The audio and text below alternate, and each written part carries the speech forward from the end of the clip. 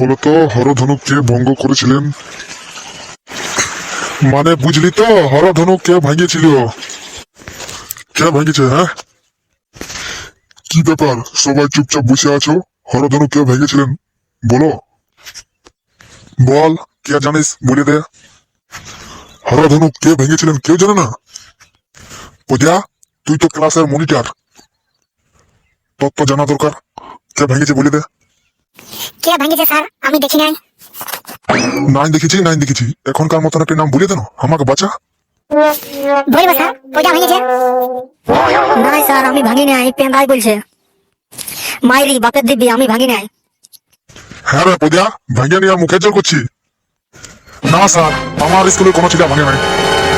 এত টুলবোর্ড আছে, কেউ কোনো জিনিস ভাঙে নাই। তার মানে হরধনুকে ভঙ্গ করেছিলেন আপনিও জানেন নাই? আমি জানলে কি এখন বলতে নাই? আমি কি আপনার সঙ্গে মজা করছি? আমার তো তাই মনে হচ্ছে। আয় দেখুন আমাদের স্কুলের সেক্রেটারিও এসে গেছে। নমস্কার নমস্কার নমস্কার। আপনাদের স্কুলে পরিদর্শনে এসেছি। আপনাদের স্টুডেন্টকে জিজ্ঞেস করেছি হরধনুক কে ভেঙেছে, কেউ বলতে পারেনি। এমনকি আপনাদের মাস্টার মশাইও জানেননি হরধনুক কে ভেঙেছেন। দেখ বাচ্চারা, এই শেষবারের মতন বলছি, কে ভাঙিয়েছি বলে দে, না হলে এক মুড়া থাকলে মারে লদ পূজা করাবো।